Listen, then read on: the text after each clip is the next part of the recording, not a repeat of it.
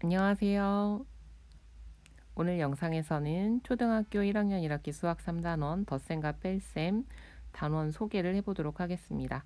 이 단원에서 어떤 것들을 배워야 되는지 또 어떤 것들을 목표로 가르쳐야 되는지 한번 알아보도록 할게요.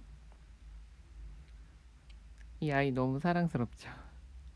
사탕을 눈앞에 두고 이렇게 손가락으로 하나하나 세는 모습이 어쩜 이렇게 사랑스러운지 모르겠습니다. 초등학교에 들어온 아이들은 주변 세상을 보면서 어떤 것들을 수를 헤아리면서 수학 공부를 시작하게 됩니다. 이렇게 수를 셀 때는요, 인간은 태어날 때부터 한 3까지는 세지 않고도 딱 그 수량을 인식하고 있다고 해요. 뭐 동물들도 그 정도 수는 안다고 얘기를 하는데요. 하지만 3보다 큰 수, 4 이상의 수를 세기 위해서 우리가 여러 가지 전략들이 필요했었죠. 하나, 둘, 셋, 넷 세기도 하고요.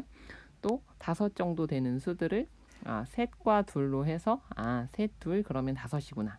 이런 것들도 하게 되고요. 그래서 수를 세는 활동이 점점 수의 범위가 커지면서 하나씩 세기에서 좀 더 다양한 수세기 방법들을 배우게 되고 이 과정을 통해서 아이들은 수를 모으거나 가르거나 하는 활동을 자연스럽게 겪게 됩니다. 초등학교 1학년 수학에서 가장 중요한 것은 구체물을 조작하면서 얻는 경험. 이것을 조금씩 수로 표현해 보는 것, 식으로 표현해 보는 것을 배우는 거잖아요. 그래서 먼저 수를 세고 그 과정에서 이렇게 좀 나누어 보고 그것을 다시 합해 보는 과정을 통해서 수의 구조와 관계를 알게 되는데 요거는 이제 핀란드 수학 교과서에 있는 6을 배우는 장면을 제가 가져와 봤습니다. 일단 항상 느끼는 거지만 굉장히 많이 시켜요. 6을 배울 때요. 이렇게 6을 그 안에 어떤 수들로 이루어져 있는지 알아보게 하는 활동을 함께 해주고 있습니다. 이렇게 되면요. 아이가 6이라는 수가 1과 5로도 3과 3으로도 2와 4로도 이 부분은요. 저희 이제 한국 교육 과정에서는 0과 어떤 수로 가르기는 아이가 찾아낸다면 하지만 따로 교사가 도입하지는 않는 것으로 이야기하고 있는데 여기는 이렇게 나와 있네요. 네. 이렇게 해서 나눠 보도록 하는 거예요. 수 하나를 인지할 때 6이라는 수가 단독으로 존재하는 어떤 것이 아니라 그 안에 이렇게 작은 수들의 모임들이라는 걸 알도록 해주는 거죠. 수를 세는 과정에서 일어났었던 모으기와 가르기 경험, 이러한 충분한 수의 합성과 분해 경험은 자연스럽게 덧셈과 뺄셈으로 연결이 되게 됩니다. 그래서 가르치실 때 아이들이 덧셈과 뺄셈의 상황들을 더 많이 경험하게 해주시고 이것에 대해서 많은 이야기들을 나누도록 해주는 것이 필요해요. 예를 들어서 덧셈 상황이라고 하면 나는 빵이 2개 있고 동생은 빵이 2개 있다면 우리가 갖고 있는 빵은 모두 몇 개일까? 이런 상황들을 충분히 이야기하는 거죠. 그러고 난 다음에 그럼 우리 이거를 수와 식으로 표현해 보면 어떻게 표현하면 좋을까?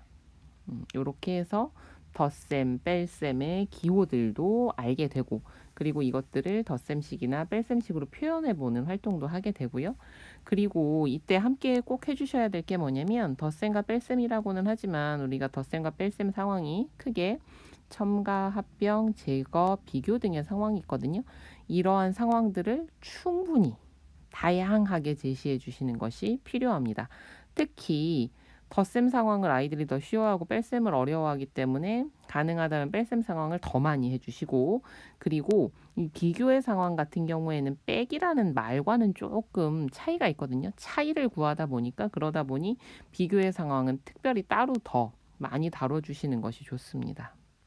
그리고 이제 여러 가지 상황들을 덧셈 뺄셈식으로 나타냈다면 이제 다양한 모델과 전략을 활용해서 실제로 풀이를 해 나가야겠죠. 그렇다면 이 단원을 잘 배우기 위해서 우리가 준비해야 될 것들은 어떤 것이 있을까요? 먼저 수세기 과정에서도 한번 말씀을 드렸습니다. 이 수를 세는 과정에서 꼭 필요한 것들은 우리가 수를 인지하는 건데요. 많은 수를 하나하나 다 세서 수량을 파악하는 것은 어렵잖아요. 그러면 성인들은 어떻게 수를 셀 것이냐라고 했을 때 보통은 그 안을 부분 나누어서 세게 되죠. 그때도 보통 많이 세는 방식은 5로 묶는 방식을 많이 사용합니다. 저희 손가락 개수와도 연관이 있기도 하고 사용하는 십진법에 적용하기도 좋잖아요. 직지의 범위에서 가장 큰 수가 5 정도까지는 한눈에 세지 않고 알 수 있다고 하니까 5씩 묶어서 몇 묶음인지 찾아가는 이런 방법들을 해주시면 이거 자체에서 아이들이 모으기 가르기가 자연스럽게 이루어지고 그리고 이것을 통해서 수의 구조와 관계도 알 수 있게 되는 거죠. 직선활동에 대해서는 직선활동 설명 영상과 실제로 직선활동을 하실 수 있는 활동들 그리고 그거 외에도 수감각 활동이 채널에 많이 마련되어 있으니까 특히 직선활동은 꼭 좀 시작해 보시면 좋겠습니다. 얘는 감각 활동이기 때문에요. 한 번에 많은 양을 하는 것은 의미가 없고요. 반복시켜 주는 것이 필요하시기 때문에 한두 개 정도 영상 하나당 분량이 2, 3분 정도밖에 안 되니까 하루에 한 편이나 두 편 정도를 꾸준히 해 나가다 보시면 아이들이 수를 인지하는 능력이 굉장히 좋아지는 것을 발견하실 수 있을 겁니다. 그리고요. 합성과 분해는 바로 수 가르기와 모으기 활동이죠. 요것도 영상이 준비되어 있습니다. 먼저 이렇게 사탕처럼 구체물을 가지고 가르기 모으기 활동을 좀 많이 해주시고요. 아이들이 좋아하는 걸로 공부하면 확실히 효과가 좋다고 합니다. 배고플 때 좋아하는 과자나 사탕 같은 것들로 모으기 가르기 많이 하고 먹자고 하면 되게 집중 잘한다고 하니까 한번 참고해 보시고요. 먼저 구체물로 한 다음에 이제 반구체물 단계가 또 있겠죠. 동그라미 같은 것들 이용하는 뭐 이런 것들 하시고 나서 구체물과 수를 함께 제시해 주시고 그리고 이제 구체물은 없이 수만 남기는 방법으로 이렇게 연습을 시켜 주시면 됩니다.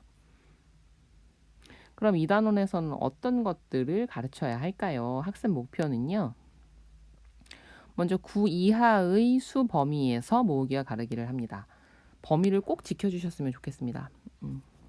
성인의 기준에서 어차피 똑같은 거 반복되는 거 아니야. 저거 너무 쉬운데 우리 애 수 읽는 거 보니까 50, 100도 쉽게 읽을 수 있어.